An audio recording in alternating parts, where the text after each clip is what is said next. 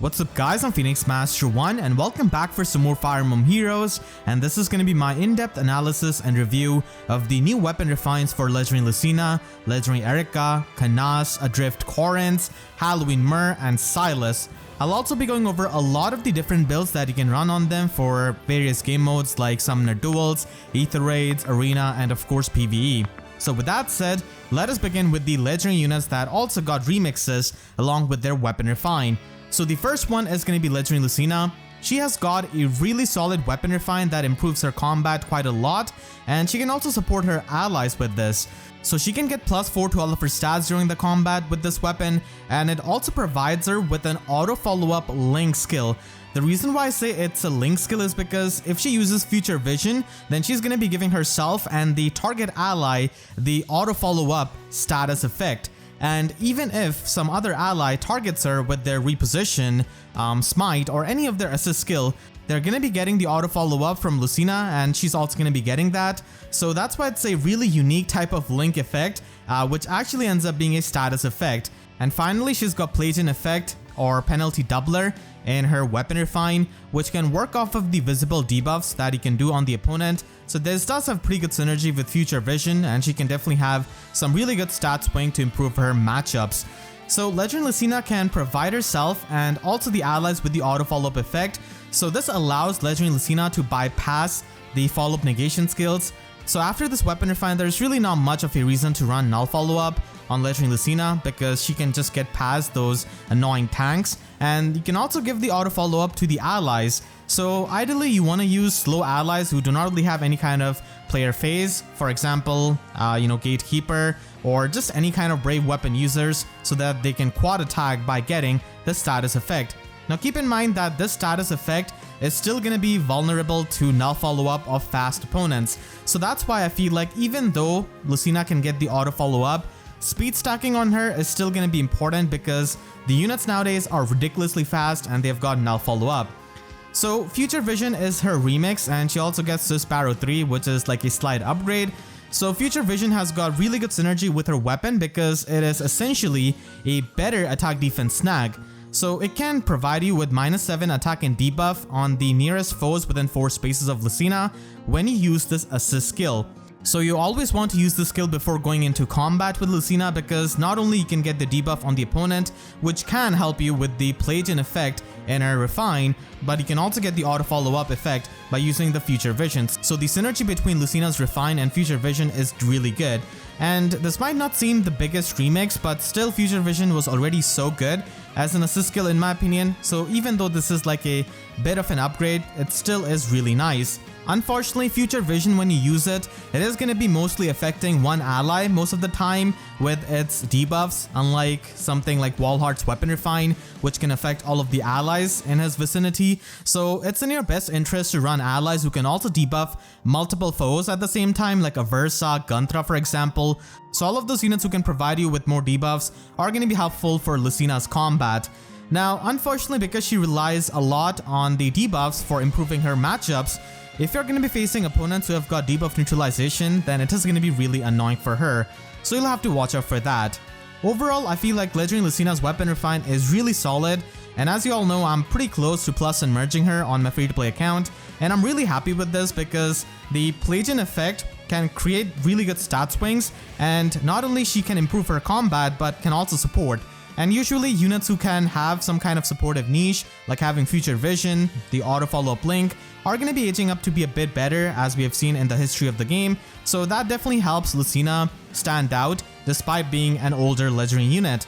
So if you want to build her up on a budget, then her base kit is completely fine after the remix. Speed Smoke could be run in slot C because she doesn't really get the speed debuff from Future Vision, and Blade Session is really nice for improving her offensive power in player phase.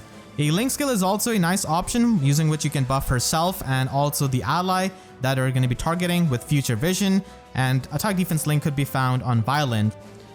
You can also run Desperation on her for a player phase build, but she doesn't have the highest bulk on this low investment, so Fury can help you set up the Desperation. Now if you want to invest a bit more into her, then a Loud skill in my opinion is a really good option for her in her slot B. Loud speed defense and attack speed push 4 could be obtained from the Divine Code section, and it is going to be a really good combo. Again, a smoke skill is going to be nice. Even though she can get the defense debuff from her future vision, you can still run defense smoke because it is going to be affecting multiple opponents. So if you're going to be dancing up Lucina, then it can help her improve her matchup against those units that she debuffed with this smoke skill. You can also run speed smoke, it's kind of up to you. And even though I've showcased these builds at plus 10 merge and max dragon flowers, you can still use these builds at a bit lower investment, so it can still work out, but I'm just showcasing the max potential of Lucina. And if you want to invest even more into her, then I feel like Sturdy Impact is going to be a really good slotty option because you can pretty much farm this kind of bootleg null follow-up on her, because she can get the auto follow-up from her weapon, which means that she can bypass follow-up negation. And with the Sturdy Impact, she can stop the follow-up attacks of the opponent and also the auto follow-up attacks of many of the slower opponents. So in a sense, you can pretty much make this kind of bootleg null follow-up. And Time Pulse could be run with Deadeye so that it becomes a 2-turn special. So if you're not going to be facing some kind of opponent with guard, then you can actually trigger this in a single round of combat to also pierce through the damage reduction. The next build is a really interesting build using Windsweep. Now let me explain how this can work with her weapon. Basically, she can get the auto follow-up from her weapon, and when you run Windsweep, the interaction becomes such that she can also double attack while not getting counterattacked even if she's using Windsweep. And this will only happen when she is outspeeding the opponent by 5 points. So she will need to win the speed check against the opponent. So again, speed IV is really necessary here. Now unfortunately, the downside of this build is that if you're going to be facing an opponent who has got follow-up negation skill like Fallen Edelgard, Brave Hector and such, then she's not going to be able to double them. So the way it works is that the game counts auto follow-up, which is a positive effect, as a +1, and Windsweep prevents your own follow-up, so it's like a -1. It's a negative effect, which provides you the follow-up negation. And then if you're going to be facing an opponent who also has follow-up negation weapon or skill, then it is going to be 2 negative effects against the singular 1 positive effect of auto follow-up of her weapon.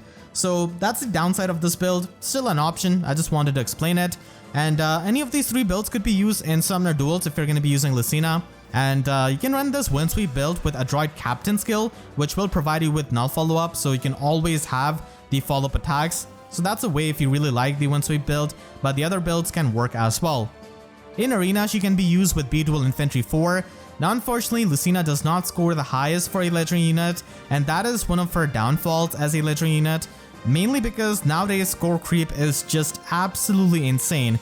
So having the arena score of 752 is not going to be cutting it most of the time in tier 21 arena. You can run a loud skill on her, and attack speed menace is a pretty good option here because it can provide you with the debuffs to the opponent's speed, so that can improve her speed a lot, and that is going to be helping you tremendously in arena where units can be ridiculously fast. So attack speed menace is definitely one of the better slotsy options for her, and you can run a solo skill so that she can function in both phases. You can also run Time Pulse and Deadeye if you want to get the Deadeye effect that badly. I personally don't really prefer having Deadeye on her. I'm fine with Ruptured Sky, but still it's an option.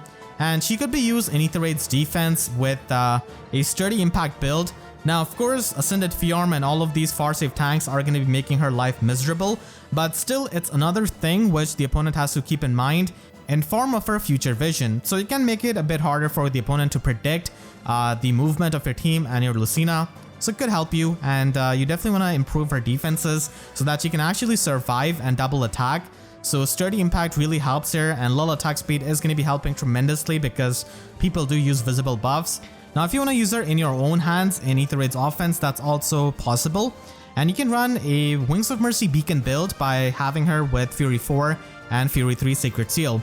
So if she has got 56 HP, then she can fall into the Wings of Mercy range of her allies in 2 combats. And the teleportation of Ash and Peony can definitely make it a lot easier for you to actually do this in the light season and maybe set up the Wings of Mercy allies, multiple dancers, or like Gale Force units. But if you want to just use her with Wings of Mercy, then that's also possible. She can just act as a support and even just go in and kill some of the units which are problematic for your team.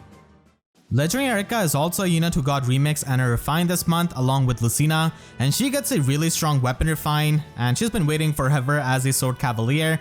So in total she can get +8 to all of her stats during the combat.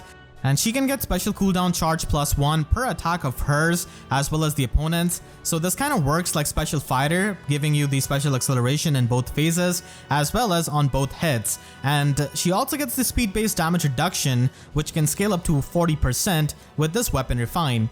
Cavalry units do not have access to damage reduction, so this can help her be a bit more bulky, and special acceleration is really helpful for abusing high cooldown specials, and she doesn't have to run something like Heavy Blade like other Cavaliers, so that is always really nice. And she also gets a remix to her Lunar Brace, and this has got null follow-up built into it. It also provides you Canto too, so that is absolutely amazing for the mobility. And finally, it can provide you with true damage based on 15% of foe's defense. So this can always help her stay relevant and do more damage, because if she's going to be facing really bulky opponents, she can always get the true damage and improve her matchups.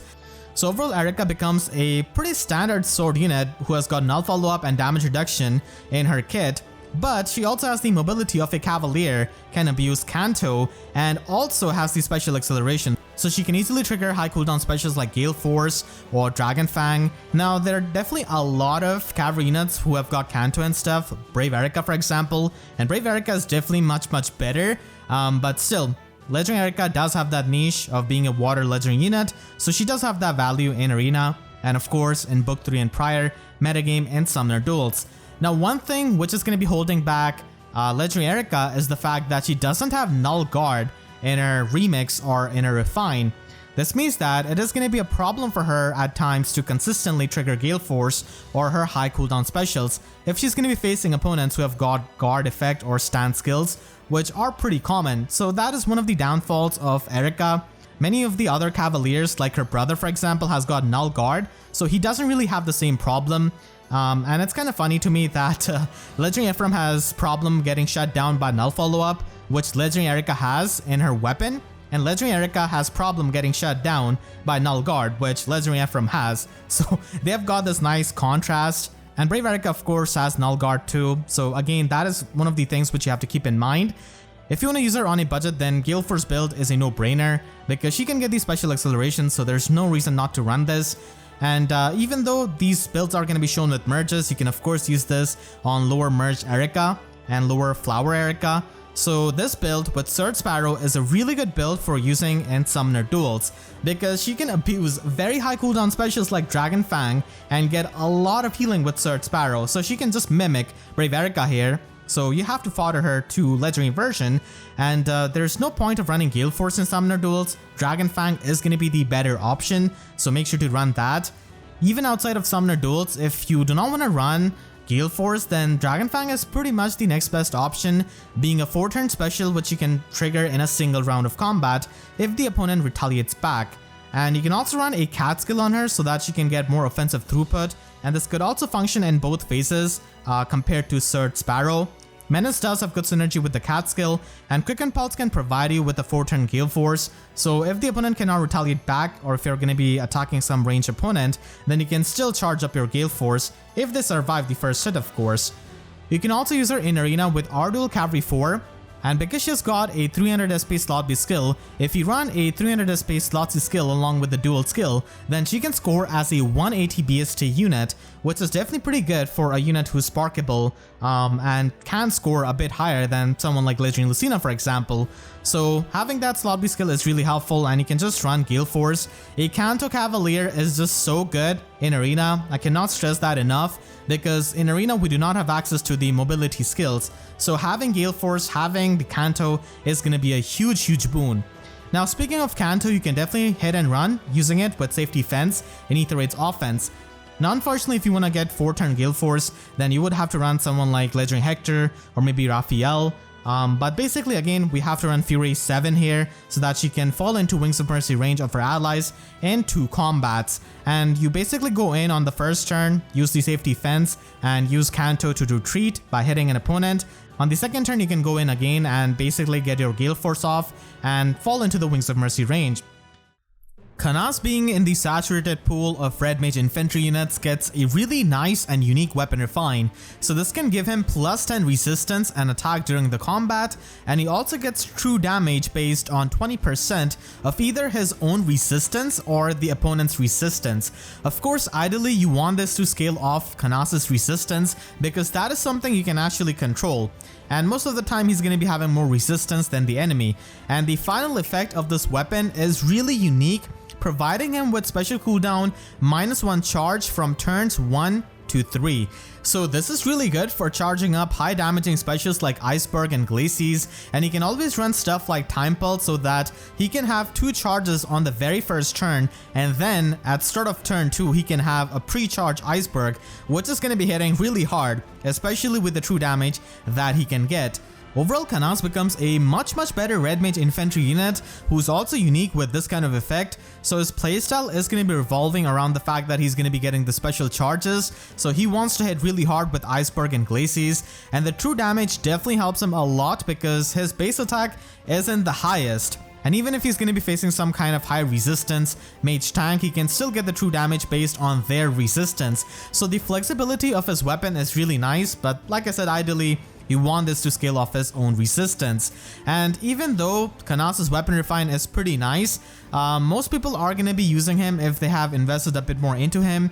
He definitely likes having the merges and the dragon flowers because he's an older unit and his base attack isn't really the highest. So if you want to use him with a mirror impact build, then that's an option because again we want to stack up resistance on him so that he can get the true damage. And then with Time Pulse he can have Iceberg at 1 cooldown on turn 1, and then at start of turn 2 he will have Iceberg ready. So this will allow you to hit really hard and nuke with your Iceberg and mirror impact. You can also run lull attack resistance in his slot B, and I definitely think that it is going to be one of the better, if not the best slot B skill for him. And because of his high resistance, you always want to run stuff like Iceberg or Glacies, which can provide you with more damage output. You can also run a really wicked Glacies build for summoner duels by abusing the secret maneuver captain skill. So you can just stack up a lot of special charges on him. So on turn 1 he's going to be getting special charge from his weapon refine and Time Pulse, which is going to be putting Glacies at 2 cooldown. And then on turn 2 he's going to be having secret maneuver active as well as his weapon refine, which will be pre-charging Glacies, and that is going to be hitting so hard. Even a plus in Brave Hector does not want to take this hit and mess with him. And attack resistance unity is definitely going to be one of the better options for his slot A, which is going to be active in both phases compared to mirror impact, which is just a player phase skill. There are definitely other options like attack resistance ideal or attack resistance push, but the unity effect is definitely really nice, and it does have good synergy with his weapon that requires him to be within 3 spaces of an ally. So it does have good synergy and can also just help you with dealing with the debuffs on his attack or resistance. And again, you want to run attack resistance form here. It really depends on what Sacred Seal you want. Mystic Boost could also work. So this Summoner Duel build is definitely going to be pretty nice if you're trying to use him. It can be a lot of fun, and this can also be used outside of Summoner Duels with maybe some Infantry Pulse support so that he can have a pre-charged Glacies. You can use him with an AoE special, and the true damage that he gets based on his resistance is going to be getting added to the AoE damage, which is extremely useful. Now unfortunately, the secondary condition of his refine is going to be turned off because the enemy is going to be at low HP because of the AoE special, but still it is definitely worth it getting the true damage on the AoE special. And you do not want to run life and death on him because you want to have his resistance higher. So Fury 4 ends up becoming the ideal slot A skill here, and you can run Special Spiral, and using this kind of build you can just clear a lot of abyssal maps, in-game content like chain challenges and stuff like that by having 3 dancers with Canas. And because he doesn't have any kind of special acceleration to loop Special Spiral and the AoE specials, you will have to run Heavy Blade, and the special charges that he gets from his weapon can certainly help him as well, setting up the AoE special with Special Spiral. If you want to use him in Aether Raid's offense, then he could be used again with an AoE special build. The reason being is that this could be used to smash a lot of the fire safe tanks, and Ascended Fiorm is definitely one of the more common ones, and having the weapon triangle advantage as well as the AoE damage is going to be helping you take her down. So you can basically have 1 infantry pulse support from anywhere, and by having him with 56 or less HP, you can fall into the Wings of Mercy range in 2 combats. Again, the same idea which I showed with Lucina and Eirika. I know it's kind of repetitive, but still it's an option which I think I should mention. So with Time Pulse, Infantry Pulse support, and his Weapon Refine, he can have an AoE special charged up at start of turn 2. So you can just go in and attack someone and then dance him up and then kill the other opponent who's probably left at low HP, and then you'll be setting up the Gale Force allies or Wings of Mercy dancers. You can also use him in arena with Duel Infantry 4, and his high resistance can definitely help you face some of the mages there. And you can run Blue Flame on him so that this gets pre-charged at turn 2, because on turn 1, it's going to be pretty rare that you actually are going to be fighting someone, and even if you have to bait out someone at start of turn 1, you know, Blue Flame is still going to be at 1 cooldown, so you could retaliate back with it. And finally, if you want to use him in Aether Raid's defense, then that's also an option because he can hit hard, but keep in mind that people are going to be using Ascended Fiorm with that Ice Mirror, so you still have to watch out for that. So just with Time Pulse and his Weapon Refine, he can have Iceberg at start of turn 2 pre-charged, and there are not going to be a lot of opponents who go in turn 1. Most people do set up for a turn, so that can help you pre-charge your special, and I feel like focusing on Canas' attack is going to be your main priority, and also increasing his resistance, of course. I do think that he can work out a speed build, but I don't think it's really that worth it because at the end of the day, his playstyle is to have a pre-charge special and hit really hard. So stacking up speed could work, but I personally wouldn't really recommend it, and I personally wouldn't run it myself, so that's why I'm not really mentioning any of these builds. But again, that's an option and it's up to you. Adrift Male Corrin and Female Corrin share the same Weapon Refine, and they also have really similar stat spread, so they do function quite similarly as well. And this Weapon Refine can provide them with +8 to all of their stats during the combat, and they also get 40% flat damage reduction on foes' first attack. So it's not speed-based damage reduction or anything like that. The flat damage reduction is extremely good for their bulk, and especially combining with the fact that they are fast, so they can run null follow-up, and against many of the opponents they can prevent the follow-up attack or the auto follow-up and only have to take the first attack, which is of course going to be reduced by this damage reduction. And finally, this Weapon Refine can also provide them with special charge +1 per attack on both of their hits and the opponent's hits. So again, this is kind of similar to Legendary Eirika's Weapon Refine, where it's kind of similar to Special Fighter. It works in both phases, and it also works on both of the attack of Corrins as well as the opponent.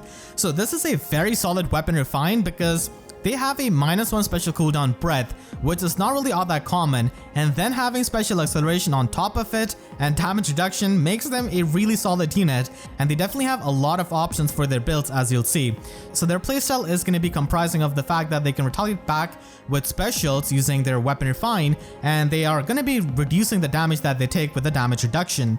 Overall, Corrins end up being a really solid dragon with this Weapon Refine. It's actually really good, and despite them being an older unit, they can still be really competitive because of their stat spread and this Weapon Refine providing them with so many effects. So they are definitely not to be underestimated. And if you want to run them on a budget build, then you can simply just try to have a smoke skill, maybe run link skill on female Adrift Corrin who doesn't come with null follow-up, and you can retaliate back with Luna, so something like this could help you in arena assault. But if you want to invest actually into them, then I feel like null follow-up is going to be their best lobby skill. Again, the reason being is that they only get the damage reduction on the first attack of the opponent. So invest into their speed so that they can prevent the natural follow-up of the enemy by being fast, and then the opponents who have auto follow-ups and stuff like that, you completely shut them down with null follow-up. So that is going to be your playstyle, and this encounter is pretty nice because even though they might not have the highest resistance, they still get +8 resistance from their weapon alone, and then they also get the damage reduction, so they can actually survive magical hits surprisingly well. And a menace skill or a joint drive skill is going to be a pretty good option. You can try to have some kind of healing with soul as their special or even mystic boost. And you can also try to have a fun build with Special Spiral, so once it is set up, you can retaliate back with Aether. It's not particularly a very optimal build, just something fun, really. And if you want to actually optimize them, then this is a build that you can run in Summoner Duels. I actually faced this Adrift Male Corrin with the same build, and I lost because he is just so tanky, even my Brave Alm was not able to kill him, which is quite surprising. So with this kind of build, you want to run Adroit Captain skill so that they can get null follow-up and also extra speed. And again, like I explained, they want to have that, and because they have null follow-up with the Captain skill, they can allow themselves to run Dragon Wall and stack up more damage reduction. So on the first attack, they're going to be having 64% damage reduction, and if the opponent by any chance doubles them, then they're going to be having the 40% damage reduction on the second attack. So they can reduce the damage really well and be extremely bulky, and then retaliate back with icebergs, which are going to be doing a lot of damage. Menace skills are going to be pretty nice for summoner duels, and dragons are definitely one of the better users of defense res menace, which is not really seen all that much. So this is definitely a really solid build. I can speak from experience because I was on the receiving end. And you can also run Dragon's Wrath because it's a pretty niche skill that not a lot of dragons can run, but Corrins can certainly do that to get the damage reduction on the first attack and stack it up with their weapon refine and also get the true damage. So it really goes well with their playstyle because they want to retaliate back with a high damaging special, and the true damage can help them just one-shot the opponents. So it goes really well with the Adroit Captain skill that can provide you with null follow-up, and even outside of summoner duels you can still run these builds. I'm just stating these as an option because you can get the damage reduction as well as null follow-up in these summoner duels, which is the ideal scenario. You can also run them in Arena with the dual skills, and in Arena they can retaliate back with Blue Flame, or you could even run Aether because they do have special acceleration in their weapons. It's not the biggest deal to run these high cooldown specials. They can be used in Aether Raid's offense in different ways, I guess, depending on how you want to use them. Like for example, here I've got Male Corrin as a melee tank who's going to be getting covered by a far-safe ally, so he can just deal with Note, Legendary Secret, all of these melee threats really easily. And then here we have got Adrift Female Corrin, and she can function in the Astro season. She can get the damage reduction even more with Flame, and again null follow-up is going to be a big deal here because we do have stuff like Legendary Secret, Note, Saros, all of these units with the auto follow-up skills and follow-up negation, so it is going to be absolutely a must here. And you want to retaliate back with your specials always with 2-turn Bonfire and 2-turn Iceberg. Halloween Myrrh gets an extremely good weapon refine that makes her into a super good enemy phase tank. So now she can actually get the auto follow up in both phases. So this pretty much frees up her slot B skill from running Slick Fighter, Crafty Fighter, or Vengeful Fighter, which is really great. And then she can get -10 attack and debuff on the opponent during the combat, which is really good for her bulk. And finally, she can get 70% damage reduction on foes' follow-up attacks.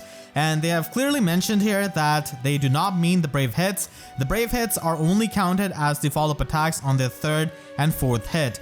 So brave attacks are not going to be having their damage reduced, but still she makes for a really solid near safe tank having this kind of weapon that debuffs the opponent for so much attack, and then she can get ridiculous amounts of damage reduction. Having the auto follow up in her weapon is going to be opening up her slot B skill, so if you got a former Myrrh with one of the fighter skills like Slick or Crafty Fighter, then unfortunately it's not going to be that optimal anymore with this weapon refine. So overall, Halloween Myrrh becomes a super good near safe tank with this weapon refine, and she has aged definitely better because of this. You can run a lot of different stuff in her passives now because of her weapon refine. So first of all, if you got Winter Manuela from the Christmas banner, then you could give her Special Fighter. It is definitely going to be an optimal slot B skill for her because it provides her with guard as well as the special acceleration. Now because she doesn't have a -1 special cooldown in her weapon, like Brave Hector for example, you're pretty much forced to run a 4-turn special like Ignis so that she can retaliate back on her follow-up attack with the special. And you can also run her in Aether Raid's offense with Attack Defense Unity. So Attack Defense Unity in slot A is definitely going to be one of her better options. On a budget, of course, you can run Attack Defense Farm, but Attack Defense Unity really helps you because her defense and attack are pretty high, and especially in Aether Raids, the debuffs are going to be pretty common. So you can protect yourself from them and have Ignis as your special, and Attack Defense Farm with Attack Defense Near Save is going to be boosting up her defense a lot more. Hardy Fighter is a really unique combo that can be paired up with Escutcheon, so she can get the damage reduction through this special on the first hit of the enemy, and then from her weapon refine, she can get the 70% damage reduction on their follow-up attack. So this can make her annoyingly bulky, but unfortunately that is going to be at the cost of not having a really high power special like Ignis for example, or Glimmer, but that is going to be fine because still she can hit hard with this weapon and her attack stat. So the Hardy Fighter build is going to be quite expensive, but it is definitely really solid on Myrrh. And as you go higher with the merges, it becomes even better because her bulk will be scaling off with the HP and the extra defenses. You can run her with Sturdy Stance 3 if you're not going to be running Special Fighter. If you run Special Fighter, then the guard effect kind of becomes redundant. I mean, you can run it just to get these stats, but if you're running Special Fighter, then Attack Defense Unity or Attack Defense Form, or I guess even Attack Defense Ideal is an option. But here, we're not running Special Fighter, instead we're running Dragon's Wrath. So this can provide you, again with the damage reduction on foe's first attack, and then she's got the damage reduction for the follow-up attack in her weapon, and this also provides you with true damage. So that can allow her to retaliate back with a very powerful Glimmer, and she can run Steady Breath for the special acceleration to retaliate back with Glimmer, and that is going to be one-shotting a lot of opponents. So it's really interesting that in this Weapon Refinery batch we've got 2 dragons essentially who can use Dragon's Wrath, which is quite a niche skill. You can also run Dragon Wall on her, but I would only recommend this if you're going to be investing heavily into her, because she needs to have every single point of resistance that she could get, because her weapon doesn't really boost up her resistance. So you can run Bracing Stance, Defense, Resistance, Near Save, all of these skills that can give her a bit of extra resistance so that Dragon Wall can be at full potential. And Summoner Support also helps, and because we're not going to be running Special Fighter, you can run Steady Breath here, and the guard effect from Bracing Stance is going to be helping. So even against dragon effective damage from someone like Brave Alm, for example, she can survive because of the sheer damage reduction that she can get on the first as well as the second hit. So that can make the spooky monster extremely bulky monster.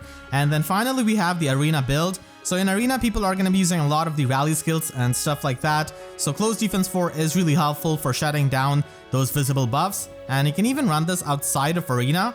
Like you could run this in Aether Raid's offense as well.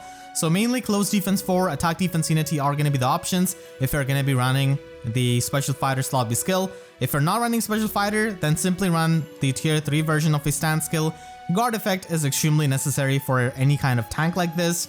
And finally, at max investment, you can use her as a far save tank when her bulk is maxed out. So I kind of prefer just keeping her for the near save role and for those melee matchups. But I guess if you really want to run far save, then this could be an option. Still, if you run near save on her, then you can always get an additional effect from like Close Defense 4 or a Unity skill, which she's going to be missing over here because she has to run Distant Stance or Distant Counter. Silas, being a Lance Cavalier, has got some brutal competition, and this Weapon Refine is decent, but it is not necessarily going to be insanely good. That is going to be incentivizing people to go out of their way to build him up. So this Weapon Refine provides them with the armor effectiveness, which is always going to be helpful in Arena Assault for dealing with those armor units, and even in Aether Raids if you're going to be using him there. If you have trouble with Fallen Edelgard, then Silas is going to be able to handle her no problem because of his high defense. And then with this Weapon Refine, you can get plus 12 attack and defense during the combat. And finally, Follow-Up Negation. Having Follow-Up Negation on a tank is really good, but it kind of messes up with his special triggers because Bonfire is not going to be triggering in a single round of combat unless he faces some kind of faster auto follow-up unit or anything like that. But overall, it is going to be a decent Weapon Refine. If you like Silas a lot, then this should be an upgrade. The refined part of Silas's weapon is going to be depending on the support partner. It is going to be easy to activate if you have a support partner, but you have to keep that in mind while team building. So you can run him for the enemy phase by having a stand skill. Even though he has got a follow-up negation in his Weapon Refine, having a stand skill provide the guard effect is really good against the brave weapon users, and of course against the inevitable null follow-up units who are going to be breaking through his follow-up negation. Lull attack defense is going to be helping you just neutralize any kind of visible buffs of the opponent, making him a bit more bulky, and because he's kind of slow, you will have to run Quick Riposte as a secret seal. You can still run Bonfire because his defense is quite high and that can provide you with some good damage output. You can also have a mixed phase build, and something like this could be used in Summoner Duels if you're a big Silas fan. So Attack Defense Catch or Attack Defense Solo here can provide you stats in both phases, and this can allow you to use the near trace skill so that he can go in, attack and kill maybe some armor unit, just one-shot them, and retreat with the Canto effect. So mixed phase utility is always going to be helpful, and you can run Attack Defense Menace so that it has got good synergy with the slot A skill. Quick Riposte is again going to be needed in the enemy phase. And if you want to focus on the speed super boon that he has got, you could certainly try to do that.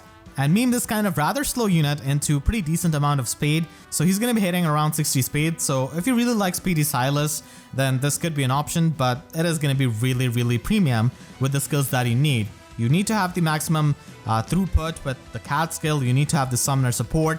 Everything needs to be on point here if you want to make speedy Silas work.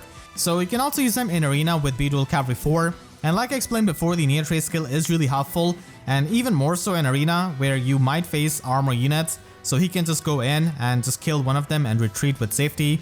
And you can also use him in Aetherite's offense if you really want to use him. So he's not going to be doing anything that is going to be too unique for a melee tank.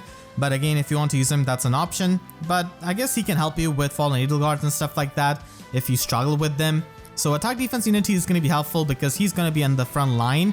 So he's going to be taking the attack speed menace debuff from Note many times. And lot attack defense helps here as well because Note can get the menace effect and she does have the bonus doubler. There's also Legendary Secret and he can provide attack to his entire team. So the Loud skill does help even in Aether raids, and have a far save ally cover for him so that they can take care of the range matchups, and they could be the support partner of Silas so that he can activate his weapon. So hope you all enjoyed this comprehensive weapon refinery review. If you did, then make sure to share this video with your friends who are excited about any of these units and their new refines. And if you enjoyed this video, then you could leave a like and subscribe. It helps me tremendously. And if you really enjoyed, you could always support me directly by using super thanks or by becoming a YouTube member down below. And for more Fate analysis videos, make sure to subscribe and hit the notification bell because YouTube sub boxes are about as functional as my boy Canas and Snowstorms, unfortunately. So that's it. I'll see you guys next time. Thank you so much for watching and have a great day.